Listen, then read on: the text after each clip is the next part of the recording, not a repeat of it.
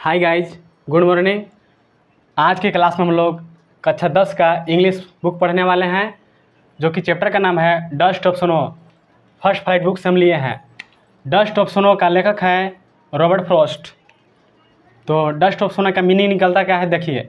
Dust का मतलब होता है धूल, और ऑफ का मतलब होता है का, की या के, और स्नो का मतलब होता है बर्फ़। तो इस चैप्टर का नाम हो गया बर्फ़ के कण, क्योंकि बर्फ़ के धूल होता नहीं है, इसलिए चैप्टर का नाम हो गया बर्फ़ के कण। बर्फ़ के कण। तो रॉबर्ट फ्रॉस्ट एक ऐसा लेखक हैं जो कि गागर में सागर भरने जैसा काम करते हैं। तो इस चैप्टर को चालू करने से पहले हम कुछ डिस्कशन कर दे रहे हैं इस चैप्टर के बारे में। मान लीजिए कि एक बच्चा जो है बहुत ही ज़्यादा गरीब रहता है और कहीं मार्केट में जाता है घूमने के लिए, और उस मार्केट में उस बच्चे को एक कलम पसंद आ जाता है। जब कलम उसको पसंद आ जाता है तो उस कलम को ले नहीं पाता, क्योंकि उस कलम का दाम बहुत ही ज़्यादा महंगा होता है। तो बच्चा निराश होकर घर पर आ जाता है, और फिर कुछ पैसे कहीं से भी मतलब मिलते नहीं है, पैसे 10-20 जो भी है कर के पैसा जमा करके बच्चा जो है उस कलम को ख़रीदने के लिए मार्केट गया और उसको लेकर घर वापस आया। जब घर वापस लेके आया और विद्यालय फिर लेकर कलम को चला गया बच्चा। जब चला गया विद्यालय में तो उस कलम को देखकर उसके साथी लोग जो हैं बहुत ही ज़्यादा उस कलम को तारीफ़ करने लगे, पूछने लगे कितने में लिए हो, कहाँ लिए हो, तुम्हारा कलम जो है बहुत ही शानदार है, बहुत ही अच्छा है। बच्चा भी बहुत क्लास में खुश था, लेकिन जब जैसे ही बच्चा का कलम खो जाता है तो उसका ध्यान दुखी हो जाता है। माने जब बच्चा का कलम जब खो जाता है तब उसके कलम को खो जाने के दुख में बच्चा जो है बहुत ज़्यादा दुख हो जाता है।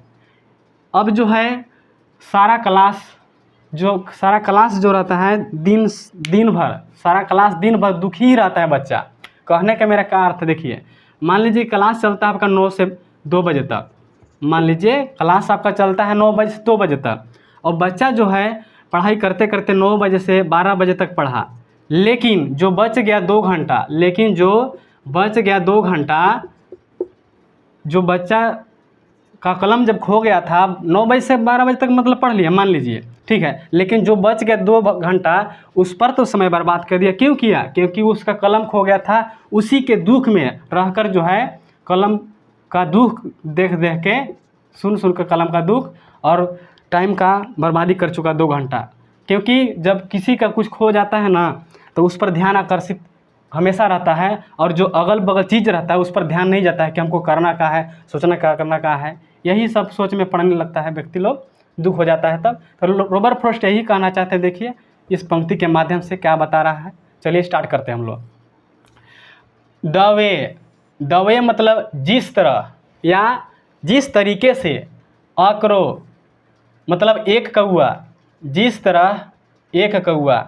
आगे देखिए, सुक हिलाकर, सुक मतलब हिलाकर, डाउन नीचे गिराया, डाउन मतलब नीचे गिराया, ऑन मी मुझ पर या मेरे ऊपर, द डस्ट कनो ऑफ स्नो बर्फ के।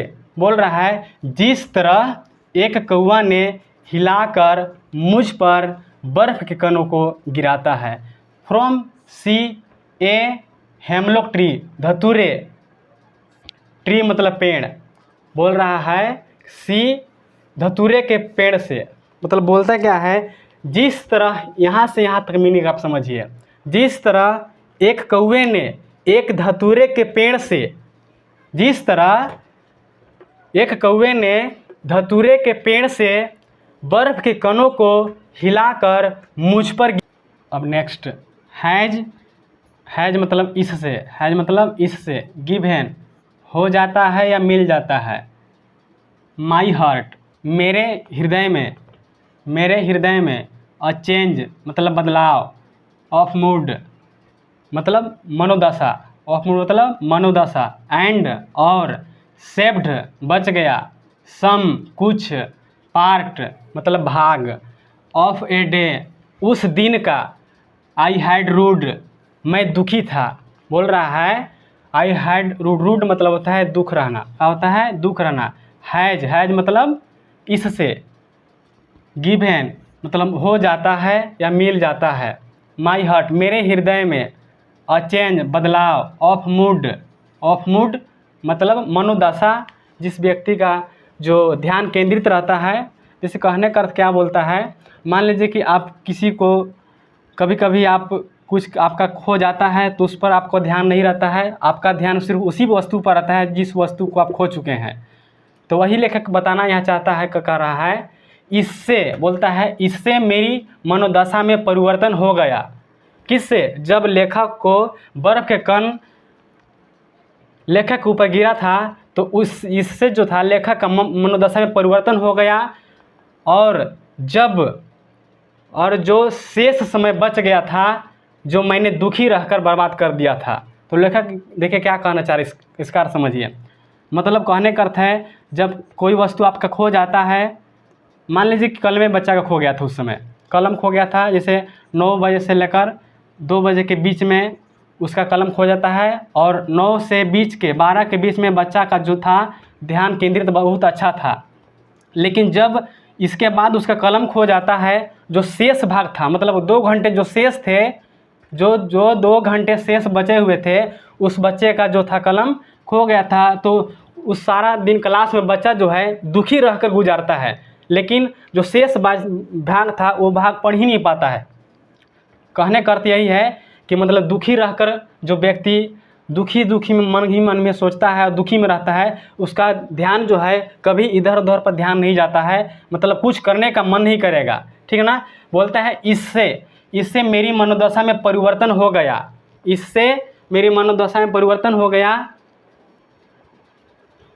और उस दिन का कुछ भाग बच गया जो मैंने दुखी रहकर बर्बाद कर दिया था। तो लेखक यही कहा, मतलब समय को बर्बादी नहीं करना चाहिए, यही इस चैप्टर का अर्थ था। तो अगर अच्छा लगा हो तो लाइक कर दीजिए।